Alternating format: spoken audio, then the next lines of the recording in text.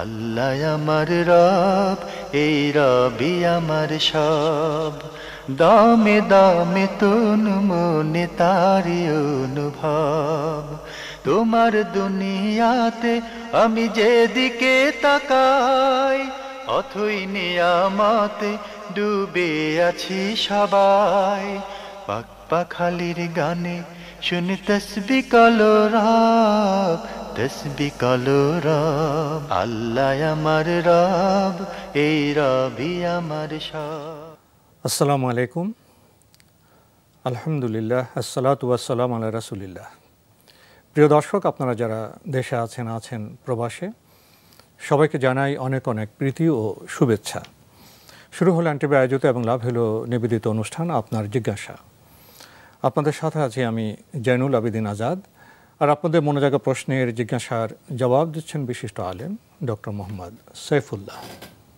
আসসালামু আলাইকুম ওয়া রাহমাতুল্লাহি ওয়া বারাকাতুহু।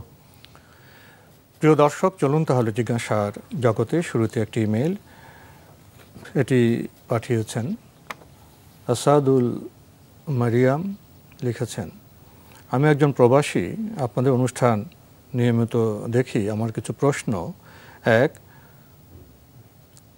ডিউটিতে থাকা অবস্থায় জোহরের নামাজ আগে ফরজ 4 রাকাত পড়ে 2 রাকাত, আর বাসায় যাওয়ার পর 4 রাকাত সুন্নত পড়া যাবে জোহরের? ধন্যবাদ। যদি আপনি বাসায় গিয়েও 4 রাকাত সুন্নত পড়তে পারবেন, কোনো অসুবিধা নেই।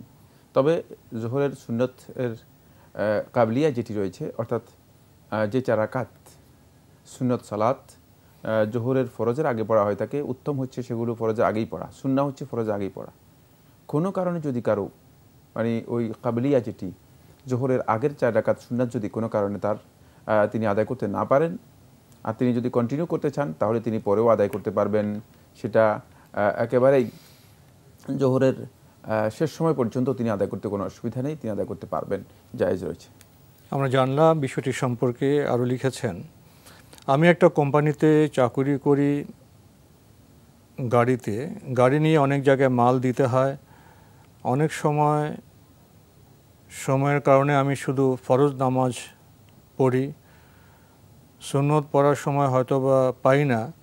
এ থেকে আমার গুনাহ হবে, জানাবেন? যদি আপনার এমন হয় যে আপনি গাড়িতেই থাকেন, তাহলে তো আপনার ওজর আছে। সেক্ষেত্রে আপনি সুন্নত না পড়লেও কোনো অসুবিধা নেই। সুন্নত না পড়লে গুনাহ হবে, এই বক্তব্য সঠিক নয়। বাকি সুন্নাহ যেগুলো রাসূলুল্লাহ সাল্লাল্লাহু আলাইহি ওয়াসাল্লাম হাদিস দ্বারা সাব্যস্ত হয়েছে, যে সুন্নাতগুলো, সেই সুন্নাত সালাতগুলো আদায় করা অত্যন্ত গুরুত্বপূর্ণ, সেগুলো ফজিলত রয়েছে, কোনো সন্দেহ নেই। তাই এক্ষেত্রে আপনি গুনাহগার হবেন না, কিন্তু ফজিলত থেকে মাহরুম হবেন। আর যেখানে আপনার ওজর আছে, সেখানে আপনার জন্য এই সুন্নাহগুলো পরবর্তীতে যদি আদায় করার সুযোগ থাকে আদায় করবেন, অন্যথায় আদায় না করলেও অসুবিধা নেই ইনশাআল্লাহ তাআলা।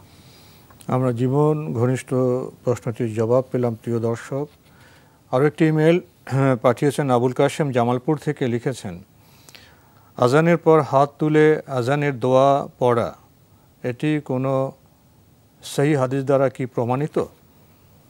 আজানের পরে যে দোয়া রাসূলুল্লাহ সাল্লাল্লাহু আলাইহি ওয়াসাল্লাম হাদিস দ্বারা সাব্যস্ত হয়েছে, সেখানে হাত তুলে দোয়া করার বিষয়টি সাব্যস্ত হয়নি।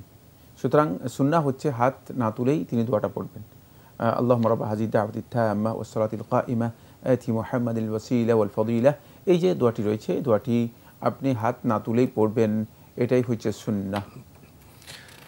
আমরা জানলাম বিষয়টি সম্পর্কে। প্রিয় দর্শক, আমাদের হাতে একটি চিঠি, দীর্ঘ চিঠি, অনেক প্রশ্ন পাঠানো হয়েছে ব্রিটিশ ইন্টারন্যাশনাল স্কুল ও কলেজ, শনির আখড়া, ঢাকা থেকে। আপনি 7 নম্বর প্রশ্নে লিখেছেন, পেশাবের পর যারা পানি ঢিলা কিছুই ইউজ করে না, তাদের কি ধরনের শাস্তি হবে? পেশাব থেকে যারা সত্যিকার পবিত্রতা হাসিল করে না, তাদের শাস্তি রাসূলুল্লাহ সাল্লাল্লাহু আলাইহি ওয়াসাল্লাম কবর থেকেই উল্লেখ করেছেন। কবরেই তাদেরকে আযাব দেওয়া হবে। সহিহ riwayat-এর মধ্যে সাব্যস্ত হয়েছে যে কবরের মধ্যে যাদেরকে আল্লাহ রাব্বুল আলামিন শাস্তি দেবেন, তাদের মধ্যে একদল হচ্ছে আম্মা আল আখার ফালা ইয়াস্তানজিহু মিনাল বাউল, আর দ্বিতীয় ব্যক্তি যে পেশাব থেকে পবিত্রতা অর্জন করে না। এখানে খুব একটি গুরুত্বপূর্ণ বিষয় আছে, সেটা হচ্ছে এই পেশাব থেকে পবিত্রতা অর্জন না করা, এর মাধ্যমে তো তার কোনো ইবাদতই আসলে কবুল হবে না। কারণ তিনি সালাত আদায় করবেন কিভাবে? কিন্তু পবিত্র হননি। সুতরাং তিনি কিভাবে মানে সালাত আদায় করবেন, কিভাবে এই ইবাদতগুলো করবেন। ফলে এই কাজটি একদিক থেকে শারীরিক দিক থেকেও একটি অরুচিকর অপরিচ্ছন্নতার বিষয়, আরেকটি হচ্ছে ইসলামী শরীয়ত আল্লাহর বান্দা ইমানদার ব্যক্তিদেরকে বাহ্যিক এবং অন্তরের পবিত্রতা দিকে উদ্বুদ্ধ করে, অনুপ্রাণিত করে। কিন্তু এখানে তার বাহ্যিক পবিত্রতাও হাসিল হয়নি, আর অন্তরের যে পবিত্রতা সেটা হাসিল হবে না। কারণ হচ্ছে কীভাবে একজন ব্যক্তি শরিয়ার এই বিধান লঙ্ঘন করে তিনি মনে করতে পারেন যে মানে তার অন্তরটা পরিচ্ছন্ন হতে পারে, প্রশ্নই আসে না, তার অন্তর অপরিচ্ছন্ন থেকেই গেল। বাকি রয়ে গিয়েছে রাসূলুল্লাহ সাল্লাল্লাহু আলাইহি ওয়াসাল্লাম হাদিসের মধ্যে বলেছেন, লা ইয়াকবালুল্লাহু সালাতা আমরিন বিগাইরি তুহুর, পবিত্রতা ছাড়া আল্লাহ রাব্বুল আলামিন কোনো বান্দার সলাতই কবুল করবেন না, তাই তার সলাত কবুল হবে না, ইবাদতটুকু কবুল হবে না। তাই এই ব্যক্তি তার সলাত কবুল না হওয়ার কারণে তিনি সলাতের দিক থেকেও বঞ্চিত হবেন। কিয়ামতের দিন তারা কঠিন শাস্তি প্রাপ্ত হবেন। কারণ হচ্ছে যার ইবাদত কবুল হয় না, কোনো সন্দেহ নেই তিনি যে পণ্ড ইবাদতগুলো করেছেন সেগুলোর কারণে তিনি আল্লাহ তাআলার কাছে কোনো মর্যাদা পাবেন না, বরং যে তিনি জাহান্নামী হবেন। কারণ আল্লাহ নবী সাল্লাল্লাহু আলাইহি ওয়াসাল্লাম এই কথা বলেছেন যে ইসলামের যেই মৌলিক শাআইরগুলো রয়েছে সেগুলোকে যদি কেউ কোনো কারণে ইন্তিহাক করে, কোনো কারণে সেগুলোকে কেউ মানে লঙ্ঘন করে, তাহলে সে ব্যক্তি জাহান্নামী হবে এবং কিয়ামতের দিন তার ভালো কাজগুলো আল্লাহ রাব্বুল আলামিন গ্রহণ করবেন না। আর এটা হচ্ছে ইন্তিহাক হুরুমাতিল্লাহ, আল্লাহ রাব্বুল আলামিনের যেই হুরুমাতগুলো আছে, যেগুলোকে আল্লাহ সুবহানাহু ওয়া তাআলা মানুষদের জন্য মর্যাদাপূর্ণ কাজ হিসেবে আল্লাহ রাব্বুল আলামিন চিহ্নিত করে দিয়েছেন, এগুলোকে শাআইরুল্লাহ বলা হয় থাকে, আল্লাহ তাআলার নিদর্শন। তার মধ্যে একটি হচ্ছে উযু এবং তাহারাত। তাহারাতের মধ্যে এই প্রকারের তাহারাত, সেটা হচ্ছে পেশাব পায়খানা থেকে পানি নেওয়া। এটা কিন্তু শাইরাতুল ইসলাম, ইসলামের অন্যতম একটি নিদর্শন। সুতরাং কেউ যদি এই নিদর্শনকে লঙ্ঘন করে, কোনো সন্দেহ নেই তিনি ইন্তিহাক হুরুমাতিল্লাহ এই কাজটি করার কারণে সেই ব্যক্তি অবশ্যই তার নেক আমলগুলো নষ্ট হবে, কিয়ামতের দিন অবশ্যই জাহান্নামী হবেন, কোনো সন্দেহ নেই। আপনি আরও লিখেছেন, অশ্লীল দৃশ্য বলতে কোন দৃশ্যকে বোঝানো হয়? প্রিয় দর্শক, আপনি প্রশ্নটি তো সহজে করে ফেললেন, কিন্তু সুনির্দিষ্ট করেননি। এখন আমরা সাধারণভাবে জানি অশ্লীল হলো যেটা শ্লীলতার বিপরীত। এখন শ্লীলতা সম্পর্কে আমাদের ধারণা কেমন? এর সাথে জীবন দর্শন, জীবন দৃষ্টি জড়িত আছে। পাশ্চাত্যের অনেক বিষয় শ্লীল মনে হয়, কিন্তু আমাদের এখানে সেটা অশ্লীল। তা আপনি যদি সুনির্দিষ্টভাবে বলতেন তাহলে আমাদের সুবিধা হতো। এখন ব্যাপক প্রশ্নের জবাব আমাদের ডক্টর সাইফুল্লাহ কীভাবে দেবেন আমরা সেটা জানতে চাইব। ধন্যবাদ। আমি এক কথায় যেটি বলবো সেটা হচ্ছে অশ্লীল দৃশ্য বলতে ওই দৃশ্যকে বোঝায় যেদিকে দৃষ্টি দেয়া ইসলামী শরীয়তে হারাম করা হয়েছে। যেমন ইসলামী শরীয়ত পুরুষের ক্ষেত্রে একটা আওরা আছে যেটি পুরুষের জন্য অপরিহার্য ডেকে রাখা, আর নারীদের জন্য একটা আওরা আছে যেটি নারীদের জন্য অপরিহার্য ডেকে রাখা। এই অপরিহার্য ডেকে রাখার যে আওরাটি রয়েছে এর কিছু অংশ অথবা পুরো অংশ অথবা এর মানে সৌন্দর্যের যে দিকটি রয়েছে সেই অংশটুকু যদি কেউ মানে অন্যদের কাছে প্রকাশ করে আর যদি কেউ সেদিকে দৃষ্টি দেয়, সেটাই হচ্ছে অশ্লীল দৃশ্য, কোনো সন্দেহ নেই। এবং এটা আমরা খুব সহজেই এটাকে মূলনীতি হিসেবে গ্রহণ করে নিতে পারি। সেটা হচ্ছে মানে আওরাতের কিছু অংশ অথবা পরিপূর্ণ অংশ অথবা সৌন্দর্যের একটি দিককে যদি কেউ মানে প্রকাশ করার জন্য অথবা লোকদের সামনে তুলে ধরার জন্য চেষ্টা করে, সেটাই হচ্ছে অশ্লীলতা এবং অশ্লীল দৃশ্য, সেদিকে দৃষ্টি দেওয়া হারাম। এটা ঘরে হোক, বাইরে হোক, সিনেমার পর্দায় হোক, টিভির পর্দায় হোক, সব জায়গায় হারাম। যেখানে সেটা হবে সেখানে সেটা হারাম বলে বিবেচিত হবে। প্রিয় দর্শক, আপনি আরও লিখেছেন, আশেপাশে 40 বাড়ি পর্যন্ত প্রতিবেশী, এটি কি সহিহ হাদিসের বক্তব্য? এরপর আপনি আরও কিছু বিষয় যুক্ত করেছেন। বিল্ডিংগুলোতে প্রতিবেশী কারা হিসেব করব কিভাবে? আমাদের বিল্ডিংয়ে 12টা ফ্যামিলি, এরপরে বাকি ফ্যামিলিগুলো কাউন্ট করব কিভাবে? তাদের সাথে সম্পর্ক মেনটেন কিভাবে করব? অনেকে পর্দা করেন না, দিন মানেন না, পছন্দ করেন না দিনের বিধান। তাদের সাথে প্রতিবেশীর সম্পর্ক কিভাবে মেনটেন করব? ধন্যবাদ, খুব গুরুত্বপূর্ণ প্রশ্ন করেছেন। 1 নম্বর বিষয় হচ্ছে আশেপাশে 40 বাড়ি অথবা 40 ঘর অথবা 40 পরিবার প্রতিবেশীর মধ্যে অন্তর্ভুক্ত, এটি কোনো সহিহ হাদিস দ্বারা সাব্যস্ত হয়নি। 2 নম্বর বিষয় হচ্ছে এই ধরনের বক্তব্য বিভিন্ন ধরনের ইজতিহাদের মধ্যে এসেছে, আলেমদের মধ্যে কেউ কেউ উল্লেখ করেছেন, তবে এটি যথার্থ নয় বা সঠিক নয়। কারণ এই 40-এর আপনি যে কথা বলেছেন ঠিক সেটাই আসবে। মানে কীভাবে আপনি 40-এর সংখ্যা নির্ধারণ করবেন, তারপরে 40 পরিবার বলতে কী বুঝবেন। বিশেষ করে আমাদের বাংলাদেশ, বিশেষ করে বাংলাদেশে বর্তমানে যেই শহরগুলোতে রয়েছে সেখানে তো মানে কোনো কোনো বিল্ডিং আছে, এক বিল্ডিংয়েই 40 পরিবার থাকে, বহুতল ভবন। সুতরাং এই কথাগুলো সেখানেই মানে জটিলতা তৈরি করবে। তাই এটা হয়তো মানে যে সমস্ত ওলামায়ে কেরামগণ মানে যেই প্রেক্ষাপটে মানে যেই টাইমে তারা এই ইজতিহাদটি করেছেন সেই ইজতিহাদের সাথে এটা সম্পৃক্ত ছিল। সে সময় হয়তো মানুষের বসতি আশেপাশে যারা ছিল তাদেরকে তারা একটা সমাজ অথবা একটা মানে এই প্রতিবেশী হিসেবে মনে করত, এই জন্য সেই বিষয়টি উল্লেখ করেছেন। এখানে প্রতিবেশীর প্রকৃত সংজ্ঞাটিও আমি আপনাদেরকে বলে দিচ্ছি যাতে করে আপনি মানে এই ধরনের একটা কনফিউশনের মধ্যে থাকতে না হয়। প্রতিবেশীর সংজ্ঞা হচ্ছে যার মানে সাথে আপনার চলাফেরা মানে উঠা বসা এবং প্রয়োজনীয় যেই মারাফেকগুলো আছে, প্রয়োজনীয় যে মানে ব্যবস্থাগুলো আছে সে ব্যবস্থাগুলোর সাথে আপনার যোগ সাযোগ রয়েছে, সম্পৃক্ততা রয়েছে। যেমন যে রাস্তা দিয়ে উনি চলেন আপনিও সেই রাস্তা দিয়ে চলেন, যে দরজা দিয়ে আপনি বের হন তিনিও সে দরজা দিয়ে মানে বের হয়ে থাকেন, অথবা মানে যেই মানে পুকুর থেকে পানি না সে পুকুর থেকে পানি না, মানে যে কল থেকে পানি না নুনিয়ে পানি না, যে টিউবওয়েল মানে মারাফিকগুলো যেগুলো মাধ্যমে মানুষ উপকৃত হয়ে থাকে, দৈনন্দিন প্রয়োজনগুলো মিটান, সেগুলোর সাথে যাদের নিবিড় সম্পর্ক নিয়মিত সম্পর্ক রয়েছে তারাই হচ্ছে প্রতিবেশী ইসলামী শরীয়তের পরিভাষায়। তাহলে এটা খুবই স্পষ্ট বুঝাতে পেরেছি। 2 নম্বর এরপরের যে বিষয়টি সেটা হচ্ছে এই ধরনের প্রতিবেশী যারা আছে তাদের 2টি অবস্থা। একটা হচ্ছে প্রতিবেশীদের সাথে আপনার নিয়মিত একটু ভালো সম্পর্ক রক্ষা করা, সেটা হলো তাদের সাথে আপনি যখন আচরণ করবেন আচরণটা আপনার হতে হবে আত-তাআমুলুল হাসান, উত্তম আচরণ হতে হবে। এর জন্য শর্ত নয় যে তাদের বাসায় যেতে হবে, তাদের বাসায় খেতে হবে, তাদেরকে দাওয়াত দিতে হবে, কিন্তু সেটি করতে পারলে ভালো, উত্তম। আর 2 নম্বর হচ্ছে সবচেয়ে বড় গুরুত্বপূর্ণ দিক হচ্ছে যেটা, সেটা হলো প্রতিবেশীর মানে হকের ক্ষেত্রে কাফুল আযা, প্রতিবেশীকে কষ্ট দেওয়া থেকে নিজেকে দূরে রাখতে হবে। ওইটাই আসল বিষয়। হ্যাঁ, এইটা সে যদি অমুসলিমও হয়, সে যদি আপনার দিনদার নাও হয়, সে যদি আপনার মানে ইসলামী চিন্তাভাবনার সাথে তার কোনো সম্পর্ক নাও থাকে, তাহলেও কিন্তু তার ব্যাপারে আপনি যে কাজটি করতে হবে সেটা যে কাফুল আদা, তাকে কষ্ট দেওয়া থেকে আপনি বিরত থাকতে পারবেন। এটাই হচ্ছে প্রতিবেশীর মানে প্রকৃত যে হকটুকু রয়েছে সে হকটুকু আদায়, মানবিক আচরণ, কাফুল আদা। কোনোভাবেই তাকে কষ্ট দিতে পারবেন না, কষ্ট দিলেই তাহলে আপনি তার প্রতিবেশীর সাথে দুর্ব্যবহার করলেন। 3 নম্বর যে পয়েন্টটি আপনি করতে পারেন সেটা হচ্ছে প্রতিবেশীর প্রতি যদি কোনো ইহসান করার মতো সুযোগ থাকে, সেটা হলো 3 নম্বর পয়েন্ট।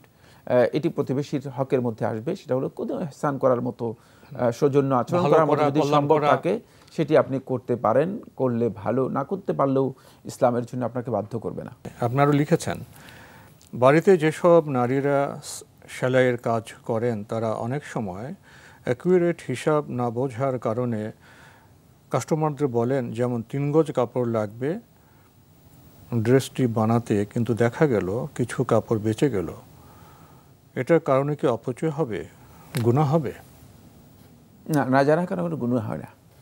একটি মূল কায়দা আমরা জেনে নিই, যদি কোনো ব্যক্তির কোনো কাজের মধ্যে মানে না জানা মানে ওই বিষয়ের তথ্য সম্পর্কে জ্ঞান না থাকা এটি যদি সম্পৃক্ত হয় তাহলে তিনি গুনাহগার হবেন না। সেটা সকল ক্ষেত্রে প্রযোজ্য। বাকি যদি তিনি ইচ্ছাকৃতভাবে জেনে যে তিনি জানেন যে এখানে 2 গজ কাপড়ের দরকার, যিনি এই কাজটি অর্ডার করছেন তাকে বললেন যে এখানে 3 গজ কাপড় লাগবে, ইচ্ছাকৃতভাবে যদি তার এই অপচয়টুকু করেন তাহলে অবশ্যই গুনাহগার হবেন, কোনো সন্দেহ নেই। জি, খুবই গুরুত্বপূর্ণ বিষয়ে অবগত হলাম। প্রিয় দর্শক, আরও লিখেছেন কোন আলেম দারোয়ে হাদিস পাশ করেছেন কিন্তু তিনি শুধু বুখারী ও সহিহ মুসলিমের হাদিস চর্চা করেন ও এ থেকেই লোকদের দাওয়াত দেন, গুনাহ হবে কি তার? বাকিগুলো নিয়ে কম ঘাটাঘাটি করে বলেন। আসলে তিনি পিএইচডি করেননি তাই ভয় পান, যেহেতু অনেক ডেপথ নলেজ নেই, যদিও তিনি সহি ও জয়ীফ হাদিস কোনগুলো সেগুলো জানেন, নাসিরুদ্দিন আলবানীর তাহকিক থেকেও জানেন। প্রথম কথা হচ্ছে বুখারী এবং মুসলিমের মধ্যে সীমাবদ্ধ থাকা হাদিসের ক্ষেত্রে এটা সংকীর্ণতা এবং এর মধ্যে ইসলামের মধ্যে অপরিপূর্ণতা রয়ে গিয়েছে। কারণ তাহলে আপনি ইসলামটাকে সীমাবদ্ধ করে নিচ্ছেন বুখারী এবং মুসলিমের মধ্যে। আসলে কিন্তু বুখারী ও মুসলিম এই কথা বলেন নাই যে আমি সমস্ত সহিহ হাদিসগুলো বা আমরা সমস্ত সহিহ হাদিসগুলো মানে এই বুখারী এবং মুসলিমের মধ্যে সংকলন করেছি, কারণ এর বাইরেও সহিহ হাদিস রয়েছে। তাই এই কাজটি ভুল। এই ভুল কাজ যদি কেউ করেন তাহলে তিনি অবশ্যই গুনাহগার হবেন, কোনো সন্দেহ নেই। তবে তিনি যদি তার যোগ্যতার অভাবের কারণে তিনি মনে করেন যে আমি অন্যান্য হাদিসের কিতাবগুলো সম্পর্কে আমার জ্ঞান নেই, ফলে তার যোগ্যতার অভাবের কারণে তিনি যদি মনে করেন যে এই বিষয়ে বুখারী বা মুসলিমের যে হাদিসগুলো রয়েছে এই আলোকে আমি কথা বলছি, তিনি ক্লিয়ার করে দেবেন যে এই বিষয়ে অন্য কোনো হাদিস আমার জানা নেই, বুখারী এবং মুসলিমের মধ্যে এই বক্তব্য পেয়েছি। তাহলে তার জন্য এটা জায়েজ হতে পারে, কিন্তু তিনি কথা বলবেন যে এই বিষয়ে আমার আসলে অতিরিক্ত জ্ঞান নেই। কিন্তু কোনো আলেমের জন্য এটি বৈধ নয় যে তিনি ইসলামকে সহিহ বুখারী এবং মুসলিমের মধ্যে সীমাবদ্ধ করে নেবেন, এই কাজটি শুদ্ধ নয়। আমরা জানলাম বিষয়টি সম্পর্কে। প্রিয় দর্শক, আপনি আরও লিখেছেন, আল্লাহ তাআলার হাতে রিজিক রয়েছে, এখানে হাতে বলতে কি বোঝানো হয়েছে? আল্লাহ রাব্বুল আলামিন হাত বলতে আমরা হাত যেটাকে বুঝি সেটাই, এর অর্থ একই হাত। কিন্তু এই হাত আমাদের কল্পনার বা আমাদের যেই পরিচিত যে হাত রয়েছে সেই আমাদের অভিজ্ঞতার সাথে তার কোনো সম্পর্ক নেই, সাথে সামঞ্জস্যপূর্ণ হাত, এটা আমাদেরকে বিশ্বাস করতে হবে। বাকি এই বক্তব্যটুকু এই টেক্সটটা কোত্থেকে আপনি নিয়েছেন এই টেক্সটটা সঠিক নয়। প্রিয় দর্শক, আপনার আরও অনেক প্রশ্ন রয়ে গেছে, আমরা অন্য কোনো সময়ে বাকি প্রশ্নের জবাব দেওয়ার চেষ্টা করব। প্রিয় দর্শক, আমাদের হাতে একটি ইমেল পাঠিয়েছেন কুইন ক্যানিজ। লিখেছেন, বিয়ের আগে আমার এক ছেলে বন্ধু ছিল, শুধুই বন্ধু, যাকে আমার হাজব্যান্ড পছন্দ করতেন না, তাই ব্লক দিয়ে দিই। এরপর বিয়ের পর ঝগড়া লাগলেই ওই ছেলের কথা বলতাম তাকে রাগানোর জন্য। একবার অনেক বড় ঝগড়া লেগে যায়, আমার হাজব্যান্ডকে আমি বলি যে আমি ওকে আনব্লক করেছি। এখন আমার হাজব্যান্ড বলেন, যদি সত্যিই তাকে আনব্লক করে থাকো তাহলে তোমাকে তালাক দিচ্ছি। আসলে আমি আনব্লক করিনি, তাই তালাকও পতিত হয়নি, জানি। তখন আমি আল্লাহকে প্রমিস করেছিলাম ওই ছেলের ছবি আর নিজের ইচ্ছাকৃতভাবে দেখব না, তাও যেন এই বিপদ থেকে উদ্ধার করেন। তারপরে জানতে পারি যে যেহেতু আমি আনব্লক করিনি তাই তালাক হয়নি, কিন্তু এরপর আমি ইচ্ছাকৃতভাবে বন্ধুর ছবি দেখে ফেলি, এতে তো আমার ওয়াদা ব্রেক হলো। তাহলে কি আমার কাফারা দিতে হবে? আর এর দ্বারা কি তালাক হবে? যেহেতু আমি এমন বলিনি যে ওর ছবি আর দেখলে তালাক হয়ে যাবে, বা আমার হাজব্যান্ডও এমন কিছু বলেনি। ডক্টর সাইফুল্লাহ ভাই তো আপনার প্রশ্নের জবাব দিবেন, কারণ পাঠক হিসেবে আপনার প্রশ্ন থেকে আমার মধ্যে অনেকগুলো প্রশ্ন জেগেছে। আমরা মানুষ, আমরা আল্লাহর বান্দা, আমরা কি যাচ্ছে তাইভাবে জীবনযাপন করতে পারি? স্বামী স্ত্রীর সম্পর্কে আমরা কি অন্য কাউকে অনুপ্রবেশ করে দিতে পারি? বা আপনার যে বাক বিন্যাস, কথাবার্তা, অ্যাটিটিউড, এর থেকে তো আমার মধ্যে প্রশ্ন জেগেছে, একজন মুসলিম কি এই ধারায় কথা বলতে পারে, এই ধারায় জীবনযাপন করতে পারে? জানি না এই ধরনের বিভ্রান্তির মধ্যে আমরা কখন কিভাবে পতিত হলাম, কি বলবেন? ধন্যবাদ। আপনি তো বলে দিয়েছেন। আসলে তিনি যেই প্রেক্ষাপটটি তুলে ধরেছেন এতে তার নৈতিক অবক্ষয়ের বিষয়টি আমাদের কাছে স্পষ্ট প্রমাণিত হয়েছে। এক্ষেত্রে তার জন্য ওয়াজিব হচ্ছে তিনি সত্যিকার তওবা করে নেওয়া। আপনার জন্য সত্যিকারভাবে তওবা করে নেওয়া ওয়াজিব, এবং যতক্ষণ পর্যন্ত আপনি তওবা না করবেন ততক্ষণ পর্যন্ত আপনি এই ভয়াল গুনাহ থেকে নিজেকে রক্ষা করতে পারবেন না। বাকি তালাকের মাসআলাটি আপনি যেটি উল্লেখ করেছেন, স্বভাবতই তালাক হয়নি, যেহেতু তখন আপনি আনব্লক করেননি, সেজন্য আপনি তালাক হয়নি। বাকি আপনার যে প্রতারণা, এটি সবচেয়ে বড় খেয়ানত। আপনি আমাদের কাছে তামাশা করছেন। জি, এটা সবচেয়ে বড় খেয়ানত। এই ক্ষেত্রে কোনো নারী যদি তার স্বামীর সাথে এই ধরনের খেয়ানত করে থাকে, তিনি সবচেয়ে বড় অপরাধী এবং কোনোদিন তিনি জান্নাতের গ্রাণও পাবেন না। কারণ এটা সবচেয়ে বড় খেয়ানত ইসলামের মধ্যে। এই খেয়ানতের কাজটি থেকে নিজেকে যথাসম্ভব যত দ্রুত সম্ভব হয় সেখান থেকে ফিরে আসার জন্য চেষ্টা করুন, তওবা করুন। অন্যথায় মানে আপনি যেভাবে মানে এই জিনিসটাকে আপনি মনে হয় যেন হেলা খেলা মনে করে মানে আমাদের কাছে প্রশ্ন করেছেন, আমি নিজেও হতবাক হয়েছি। আপনি তো পাঠ করে বুঝতে পেরেছেন যে আসলে এই ধরনের প্রশ্ন কোনো ইমানদার, যাদের অন্তরের মধ্যে ইমান আছে, অথবা যারা একজন বিবাহিতা নারী, এ ধরনের প্রশ্ন করতে পারে না এবং প্রকাশ্যে এটা পেশ করছেন। তো আজকে আমাদের এখানে শেষ করতে হচ্ছে। আপনাকে অনেক ধন্যবাদ। আপনাকে অশেষ ধন্যবাদ। প্রিয় দর্শক, আমরা দেখছিলাম এনটিভি আয়োজিত এবং লাভ হলো নিবেদিত অনুষ্ঠান আপনার জিজ্ঞাসা। আমাদের অনুষ্ঠান আপনারা এনটিভি অনলাইনেও দেখতে পারবেন, ভিজিট করুন www.ntbbd.com। এছাড়া ইউটিউবে এবং আমাদের ভেরিফাইড ফেসবুক পেজে অনুষ্ঠান দেখতে পারবেন। শেষে এসে যে প্রশ্নটি নিয়ে আমরা কথা বললাম, আমরা দোয়া করি এই বোন হেদায়েতের পথে আসুন, আমরা তার দুনিয়া এবং আখিরাতে কল্যাণ কামনা করি। কিন্তু এই চিঠি আমাদের সভ্যতার অভিঘাতের কথা আমাদের স্মরণ করিয়ে দিচ্ছে। আমরা মুসলিম, কিন্তু মনে হয় না আমরা ইসলামের যে সংস্কৃতি আছে জীবনযাপনে, স্বামী স্ত্রীর সম্পর্ক সূত্রে, সেখানে অবস্থান করছি। নানাভাবে কালচারাল যে ফিউশন, মিশ্রণ, আমরা সেখানে চলে গেছি। আমরা সতর্ক নই, সচেতন নই। প্রতিদিন সকালে যদি আমরা পবিত্র কোরআন না পড়ি, হাদিস না পড়ি, মহিলা সাহাবীদের জীবন না জানি, তাহলে আমরা কিভাবে কারা আমাদের জন্য আদর্শ হবে সেটা উপলব্ধি করব। বর্তমান মিডিয়া যুগে তো খুব নানাভাবে, নানা দিক থেকে শয়তান আমাদের ওয়াসওয়াসা দিচ্ছে। আমরা খুব দুর্বল, মানুষ তো খুব দুর্বল। সচেতন না থাকলে, সতর্ক না থাকলে এবং খুব প্রতিদিন জীবনকে বিশ্লেষণ না করে আল্লাহর কাছে যদি আমরা ক্ষমা না চাই, তাহলে আমরা শুদ্ধ পথে কিভাবে যাব? আশা করি বিষয়টি আমরা উপলব্ধি করব। চিঠি লিখুন, প্রশ্ন পাঠান আমাদের ঠিকানায়। পরিচালক আপনার জিজ্ঞাসা, এনটিভি, বিএসসি ভবন, 7ম তলা, 102 কাজী নজরুল ইসলাম এভিনিউ, কারওয়ান বাজার, ঢাকা 1215। আপনারা ইমেলও করতে পারেন। আমাদের ইমেল অ্যাড্রেস আপনার জিজ্ঞাসা @ntvbd.com। প্রিয় দর্শক, মহান আল্লাহ আমাদের সবাইকে নিরাপদে রাখুন, রাখুন শান্তিতে। আসসালামু আলাইকুম। আল্লাহ আমার রব, এই রবি আমার সব, দামে দামে তুন মনে তারি অনুভব। আল্লাহ আমার রব, এই রবি আমার সব।